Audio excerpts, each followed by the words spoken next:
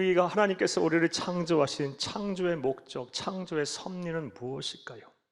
성경을 보면 이러한 창조의 목적이 여러 가지 말씀 나옵니다. 몇 가지 말씀을 드리면, 먼저 창세기 1장 26절 말씀을 보게 되면 하나님께서 우리를 창조하신 목적은 온 세상 만물을 정복하고 다스리고 관리하라는 의미로 우리를 창조하셨습니다. 이를 온전히 믿는 저와 여러분 되기를 간절히 주의 이름으로 축복합니다. 따라서 하나님이 창조하신 이 창조의 세계를 우리가 잘 다스리고 관리해야지, 이거를 숭배하고 이거를 우리의 신앙으로 삼으면 안 되는 거예요. 우상 숭배인 거예요. 하나님 외에 다른 신을 섬기지 말라 그랬어요. 창조의 섭리를 거스르는 삶을 살면 안 되는 것입니다. 또 하나님께서 우리 사람을 창조하신 또 다른 목적은 잠언 14장 6절 말씀을 보게 되면, 하나님께서 당신이 쓰시고자 하는 쓰임대로 우리를 쓰시고자 우리를 창조하셨다고 말씀하셨습니다. 그러므로 하나님이 우리를 쓰시고자 할 때는 우리는 우리 자신을 온전히 내드려야 합니다. 순종함으로 내드려야 돼요. 그래야 복을 받고 하나님으로부터 흘러나오는 그런 하나님의 능력을 소유할 수가 있는 것입니다. 무엇보다 하나님께서 우리를 창조하신 목적은 이사야서 43장 21절 말씀을 통하여 알 수가 있습니다. 함께 읽겠습니다. 이 백성은 내가 나를 위하여 지었나니 나를 찬송하게 하려 함이니라. 아멘. 하나님께서 우리를 창조하신 목적이 무엇입니까? 하나님 당신 자신을 위하여 지었답니다. 하나님을 찬송하게 하려고 우리를 만드셨다는 거예요. 그러므로 우리는 하나님을 찬송하는 일에 힘써야 합니다. 다른 창조 그 목적대로도 살아야 하지만 특별히 하나님을 찬송하는 일에 열심을 다하는 것이 바로 창조 섭리에 부합하는 삶을 사는 것이며, 창조자이신 하나님으로부터 흘러나오는 그 능력을 우리가 소유하는 방법임을 믿으시기를 간절히 주의 이름으로 축복합니다. 삶의 자리에서 하나님을 많이 찬송하세요. 찬송하세요. 그러면 하나님께서 여러분과 함께 하실 것이고 하나님의 능력이 저와 여러분의 능력이 될 것입니다. 할렐루야, 할렐루야. 따라서 오늘은 우리가 이 창조주 하나님을 찬송할 때 하나님이 어떠한 능력을 주시는지 좀 더 구체적으로 오늘 좀 생각을 해보며 은혜를 나누고자 합니다. 큰 은혜의 시간 되기를 간절히 바랍니다. 사랑하는 여러분, 우리가 하나님을 찬송할 때, 찬송을 많이 할 때 하나님은 우리에게 어떠한 능력을 주실까요? 이 질문에 대한 답을 얻기에 앞서서 찬송과 관련된 몇 가지 중요한 사항을 좀 우리가 정리하고 좀 생각을 먼저 해보겠습니다. 첫 번째로 생각을 해봐야 할 것은 찬송의 정의입니다. 사랑하는 여러분, 찬송이라는 것이 무엇입니까? 찬송에 대한 사전적인 정의는 신 절대자 하나님을 높이고 하나님을 드러내고 하나님을 나타내는 노래, 영적인 노래 또는 연주를 말합니다. 이게 바로 사전적인 정의예요. 다시 말해서 세상의 음악, 세상의 노래는 인간사에 여러 가지 일어나는 일들, 사랑, 이별, 기쁨, 슬픔, 죽음, 행복 등을 노래하고, 또 인간의 감정인 희노애락을 노래하며 인간을 드러내고 인간을 나타내지만, 찬송은 그 대상이 하나님이시며 하나님만을 높이고 하나님만을 드러내며 하나님만을 나타내는 영적인 노래이자 음악임을 믿으시기를 간절히 주의 이름으로 부탁합니다. 부탁합니다. 이것은 하나님의 말씀을 통해서도 우리가 정확히 알 수가 있습니다. 신구약 전체를 통틀어서 찬송이라는 말이, 이 단어가 참 성경에는 많이 나옵니다. 구약에만 151번 나오고 신약에만 41번이라는 찬송이라는 단어가 나와요. 그런데 문맥을 전후해서 이 단어가 나올 때마다 아주 일관성 있게 그 대상이 하나님이심을 명시하고 있습니다. 결국 찬송이라는 것이 무엇입니까? 다시 말씀드리면 찬송은 하나님을 대상으로 한다는 것이에요. 하나님을 높이고 하나님이 하신 일을 찬양하고 하나님을 드러내고 하나님을 나타내는 이 노래이자 음악임을 믿으시는 여러분 되기를 간절히 주의 이름으로 축복합니다. 축복합니다. 이 찬송이 이러함은 교회 역사를 통해서도 우리가 확인을 할 수가 있습니다. 주후 4세기경 저 북아프리카의 시포의 주교였던 이 성 어거스틴이라는 분이 계십니다. 성 아우구스티누스라는 분이 계십니다. 이분이 없었더라면 기독교 신학의 이 정체성이 많이 흐려졌을 거예요. 수많은 이단과의 초기 기독교 사회에서 이단과의 공격에서 많은 어려움들이 있었을 거예요. 기독교 신학의 토대를 쌓은 분이에요. 이분이 찬양에 대해서 정의를 하기를, 찬송에 대해서 정의를 하기를, 오직 하나님만을 높이고 하나님만을 대상으로 하는 것이 찬송이며, 만약 그러지 않으면 찬송 자체가 아니다라고 정의를 하였어요. 그리고 이런 신학적인 배경하에 교회가 그것을 전통적으로 그대로 수용을 했고, 주후 633년 톨레도 종교회의에서도 찬송에 대해서 정확하게 정의를 내리면서 그 못을 박았어요. 찬송에는 세 가지 요소가 반드시 있어야 한다. 먼저 노래가 있어야 하고, 그리고 이 높임이 있어야 하며, 무엇보다 그 대상은 하나님이어야 한다. 이게 톨레도 종교회의에서 결정한 찬송의 정의예요. 다시 좀 말씀드리면 찬송은 하나님만을 위한 노래예요. 하나님을 높이고 하나님을 경배하고 하나님의 이름을 찬양하는 것이 바로 우리가 해야 할 찬송임을 믿으시기를 간절히 주의 이름으로 축복합니다. 오늘 우리가 해결해야 될 문제, 우리가 찬송을 많이 하게 되면, 하나님께서 우리를 찬송하게 하기 위해서 지으셨다 했는데, 찬송을 많이 하게 되면 우리가 하나님으로부터 어떠한 능력을 받게 될까요? 자, 이제부터 따라 하시겠어요? 첫째로 성령 충만하게 됩니다. 이것이 바로 우리가 찬송을 할 때 우리에게 주어지는 하나님의 축복이자 은혜이자 능력이에요.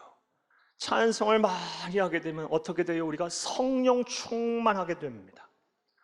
사랑하는 여러분, 오늘 본문 첫 번째 본문인 에베소서는요, 사도 바울이 에베소 교회에 보낸 편지입니다. 에베소 교회는 사도 바울이 아주 뜨겁게 사랑한 교회 중에 하나였어요.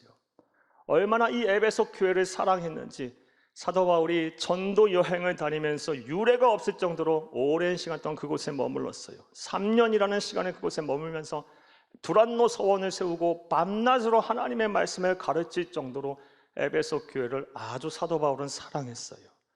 그리고 이후 그곳을 떠난 이후에도 에베소 교회를 향한 사도 바울의 사랑은 전혀 식지가 않았어요. 로마의 차디찬 감옥에 수감되어 있는 상황 속에서도 사도 바울은 에베소 교회를 향해서 기도하기를 쉬지 않았고요.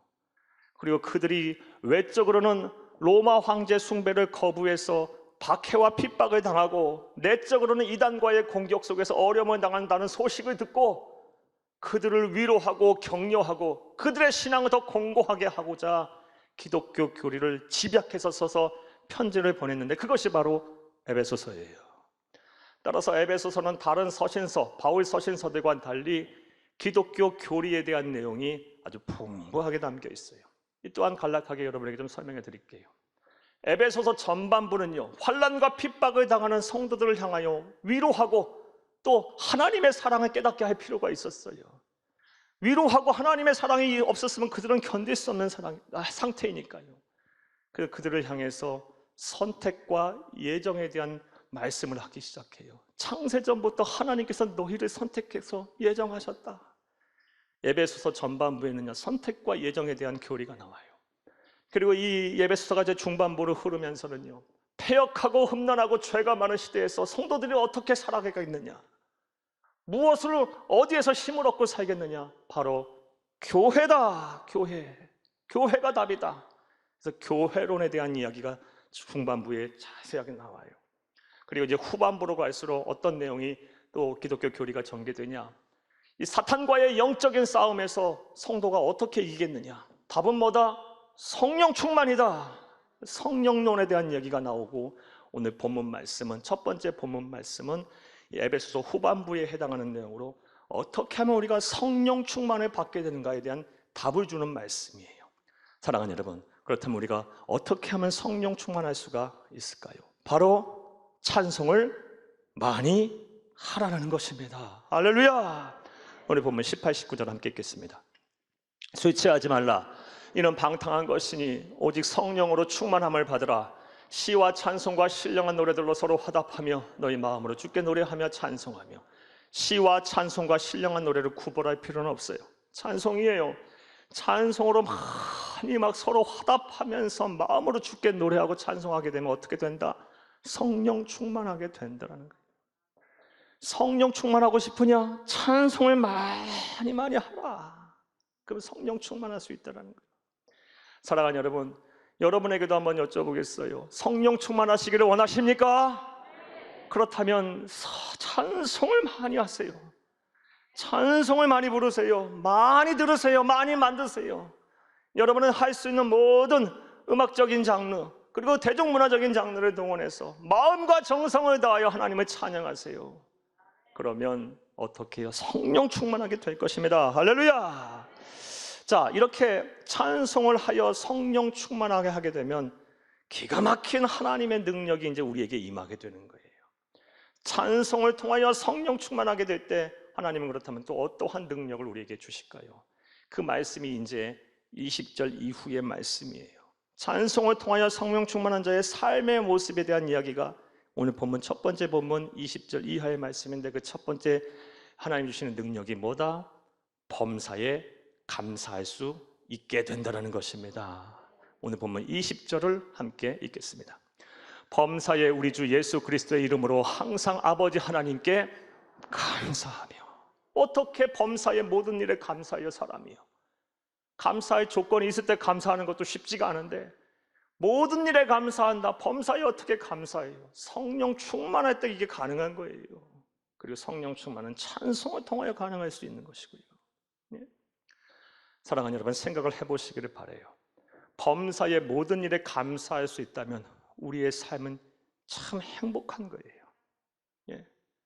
설령 지금 가진 것이 없어도, 내 몸이 아파도, 직장과 사업장이 안 돼도, 그래서 생활고에 시달려도, 가정에 어려움이 있어도, 이해할 수 없는 사건 사고에 휘말렸어도, 사랑하는 여러분, 취업에 실패하고 진학에 실패했어도, 연애와 사랑의 결혼에 실패했어도 범사에 감사할 수 있다면, 모든 일에 감사할 수 있다면 내 삶은 행복한 거예요. 기가 막힌 행복 속에 있는 거예요. 억만금을 소유하고 산의 진미를 몇 끼마다 먹어도 감사할 줄 모른다면, 감사가 내 입에 하나도 없다면 그 사람 참 불행한 사람이에요. 감사 지수는 우리의 행복 지수와 함께 가는 거예요. 감사 지수가 높으면 높을수록 행복 지수도 같이 높아지는 거예요. 그런데 우리가 어떻게 범사의 모든 일에 감사해요? 성령 충만하면 되는 거예요. 성령께서 내 인격을 다스리시고 내 마음과 생각을 꽉 주장하시고 하나님만이 줄 수 있는 한량없는 은혜와 기쁨을 내 삶 속에 막 풀어 넣으시고 쏟아 넣어 주신다면 우리는 범사에 감사할 수 있는 거예요. 찬송을 따라서 많이 부르세요. 찬송을 많이 불러서 하나님의 영이 여러분의 인격을 다스리고 삶을 다스리게 하세요.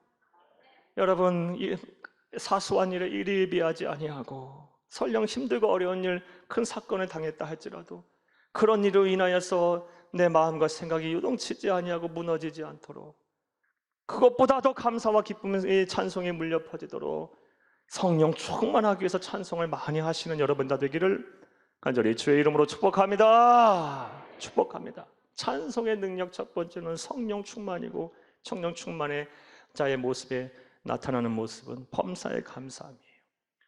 또 성령 충만하게 되면, 찬송을 통해 우리 성령 충만하게 되면 우리는 어떠한 하나님의 능력을 소유할 수 있게 될까요?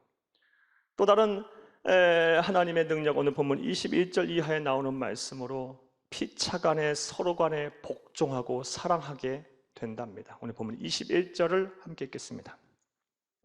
그리스도를 경외함으로 피차 복종하라. 아멘. 그리고 22절 말씀에는 피차 복종할 대상을 예로 콱 집어서 들었는데 남편과 아내 둘이 먼저 피차 복종하고 사랑을 합니다. 아내는 남편을 복종하기를 주께 하듯 하고 남편은 아내를 사랑하기를 그리스도께서 교회를 사랑하신 것과 같이 하라.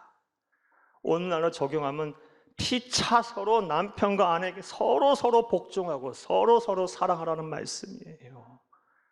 사랑하는 여러분, 그런데 이것 또한 쉽지가 않아요. 남편과 아내만큼 가까운 사람은 없어요. 아주 가까운 사람들이에요.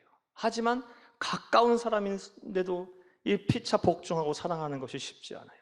하물며 세상 세상 사는 동안 우리가 관계를 맺는 수많은 사람들과 서로 복종하고 사랑하며 용서하고 포용하는 것이 쉽겠습니까? 답은 무엇입니까? 성령 충만이에요. 우리가 성령 충만해서 남편과 아내가 서로 복종하고 사랑하고 마치 예수님께서 교회를 사랑한 것 같이 사랑하게 된다면 그 가정은 기가 막히게 화목한 가정이에요. 기가 막히게 행복한 가정이에요.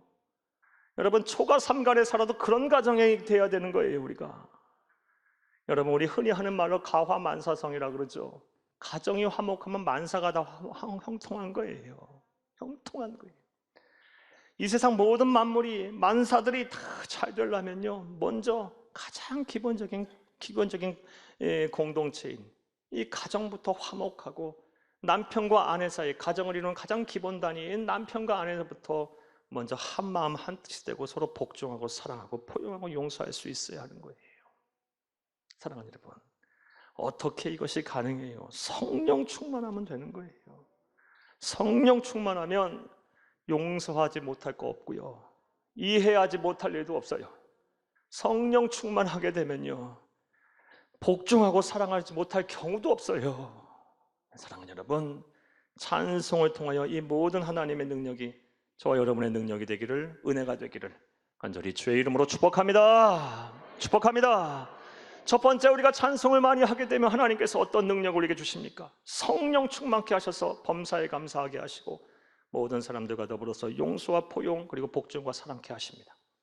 또 두 번째로, 우리가 찬송에는 어떤 능력이 있을까요? 찬송을 많이 하게 되면 하나님께서 어떤 능력을 우리에게 베푸실까요? 따라 하시겠습니다. 둘째로, 환난에서 구원받게 됩니다.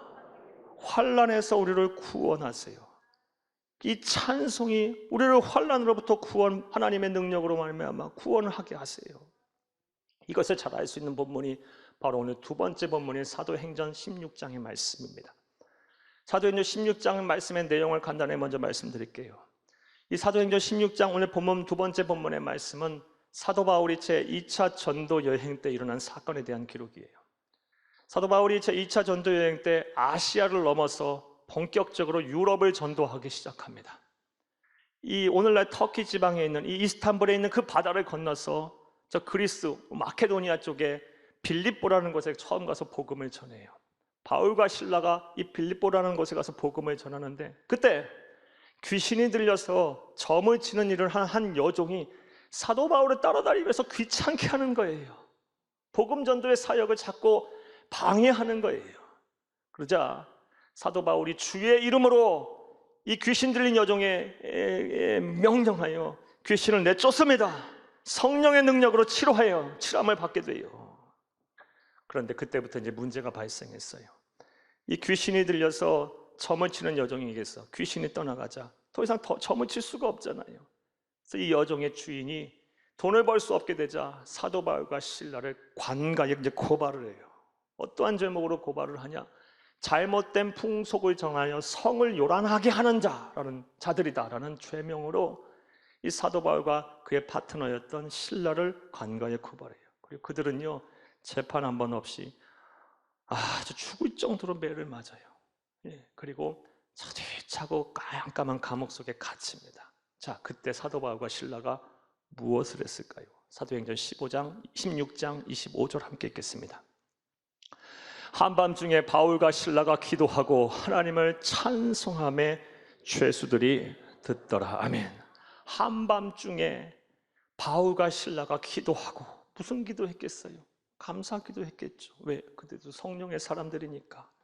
성령 충만한 사람들은요, 범사에 감사한다 했잖아요. 억울해요. 얼마나 억울한 일입니까? 병든 자를 낫게 했어요. 사회에서 버림받은 자를 다시 살 수 있게 해줬어요. 그리고 무엇보다 생명의 말씀 복음을 빌립보 가서 전했어요. 근데 억울하게 죽을 정도로 매맞고 감옥에 갇혀 있었어요. 우리라면 어떻게 했어요? 억울하고 분통해서 살겠습니까? 근데 그 가운데 성령 충만하니까요, 한밤중에 감사하며 기도해요. 막 신음을 내면서 기도했겠죠. 아픈 몸을 막 어루만지면서 서로 보듬으면서 기도했겠죠. 그러면서 이제 찬송을 해요. 그러니까 죄수들이 들었어요. 자, 이렇게 찬송하자 어떤 일이 일어납니까? 환난에서 구원하신 하나님의 기적이 나타나요. 26절 함께 읽겠습니다. 이에 갑자기 큰 지진이 나서 옥토가 움직이고 문이 다 열리며 모든 사람의 매인 것이 다 벗어진지라. 아멘. 성경에서 이렇게 자세하게 하나님의 기적을 묘사할 때는요, 분명한 의도와 목적을 갖고 하시는 거예요. 예. 이렇게 구체적으로 하나님께서 기적을 묘사한다는 것은 분명한 의미를 우리에게 전달하기 위함이에요. 찬송하면 하나님은 반드시 구체적으로 역사하셔서 우리를 환난에서 구원해 주신다는 확신을 우리에게 심어주기 위함이에요. 찬송했더니 기적이 일어났어요. 환난 중에 있는 그들이 구원을 받게 됐어요. 지진이 나서 옥토가 흔들리고 문들이 다 열리고 손발에 차고 있던 착고가 다 풀렸어요. 거기서 끝났나요? 이후의 말씀 읽진 않겠지만 그걸 광경을 지켜본 체험한 간수들이 예수를 믿는 역사가 일어났어요. 그들뿐만이 아니라 그들의 온 가족이 다 예수를 그리스도 믿고 구원을 받게 됐습니다. 할렐루야! 환난에서 구원하신 거예요. 찬송하였더니. 사랑하는 여러분, 환난 중에 계십니까? 찬송하여 하나님으로부터 구원을 받는 여러분들 다 되기를 간절히 주의 이름으로 축복합니다. 이와 관련해서 죄송하지만 제 얘기 좀 해드릴게요. 저는요, 이 찬송을 통해서 환난으로부터 구원을 받는 하나님의 은혜를 참 많이 체험하고 있는 사람이에요. 예, 사랑하는 여러분, 목사가 이렇게 설교를 준비하다 보면요, 때로는 한 치 앞도 나아갈 수 없을 정도로 아주 거대한 장벽에 부딪히는 느낌이 들 때가 있어요. 무슨 말씀을 전해야 되는지도 모르겠고 또 더 이상 영감이 떠오르지가 않아요. 나가서 이렇게 전하는 말씀이 우리 성도들에게 과연 도움이 될까? 와서 실망하지는 않을까? 그리고 이 험한 세상, 폐역하고 음란하고 죄가 많은 세상에 살면서 그 다치고 아픈 마음들이 과연 위로나 될까? 이런 부담감들이 막 생기고 한 치 앞도 못 나갈 때가 많아요. 물론 이런 것들이 저에게는 고통이라 해도 제 인생을 막 좌지우지할 정도의 환난은 아니에요. 하지만 힘든 것 또한 사실이에요. 그럴 때마다 뭘 합니까? 하는 줄 아십니까? 저는 찬송을 참 많이 불러요. 1시간이고 2시간이고 3시간이고 4시간이고요. 제 마음에 확신이 들고 그리고 하나님 주신 영감이 떠오를 때까지 찬송을 막 불러요. 때로는 막 교회가 떠나갈 정도로 부르기도 하고 찬송 부르면서 참 많이 울어요. 그러면 어찌 하나님은 단 한 번도 저를 외면하신 적이 한 번도 없었어요. 지금도 이번 주도 그랬고요. 한 번도요. 한 번도. 어찌 그때마다 하나님께서는 위로하시고 새 힘 주시고 영감을 주시고 지혜를 주시고 또 용기를 주시고. 사랑하는 여러분, 그런데 어찌 이런 은혜가 저에게만 주시는 은혜겠어요? 예수를 그리스도 믿는 우리 모두에게 주시는 하나님의 은혜입니다. 사랑하는 여러분, 그런 것 같고 그게 무슨 어려움이라고 해도 내가 힘들고 내가 괴로우면 그건 환난인 거예요. 꼭 죽을 병에 걸리고 죽을 만한 사건에 휘말려야 그것이 환난입니까? 아니에요. 당장 내가 괴롭고 힘들고 내 입에서 한숨이 나오고 탄식이 나오고 답답하면 그게 환난인 거예요. 그럴 때마다 찬송을 많이 하세요. 찬송을 많이 들으시고 하나님 앞에 많이 우세요. 그러면 하나님께서 반드시 환난 중에 여러분을 구원하실 것입니다. 할렐루야! 말씀 맺겠습니다. 사랑하는 여러분, 오늘 찬송의 능력에 대한 말씀을 드렸어요. 찬송에는 능력이 있습니다.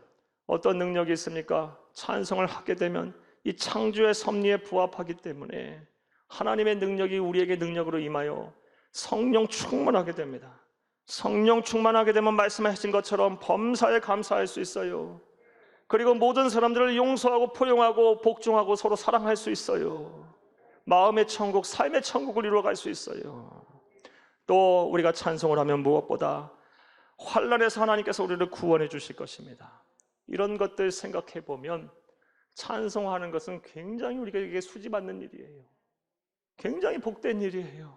여러분, 낮에도 찬송하시고 밤에도 찬송하시고 꿈속에서라도 찬송하세요. 그렇게 하세요. 하나님의 나라 가는 그날 그 순간에 찬송하며 주님 품에 안기도록 기도하세요. 그렇게 삶을 목표로 세우세요. 예. 찬송하며 출근하고, 찬송하며 일하고, 찬송하며 퇴근하고, 찬송하며 여러분 하루를 마감하고 하루를 여는 귀하고 복된 삶을 사세요. 그리하여 하나님의 능력이 여러분의 능력이 되고, 하나님의 보좌로부터 흘러넘치는 그 하나님의 넘치는 은혜와 사랑이 여러분의 삶을 다스리고 여러분의 삶을 지배하고 여러분의 삶에 온전히 충만할 수 있기를 간절히 주의 이름으로 축복합니다. 축복합니다.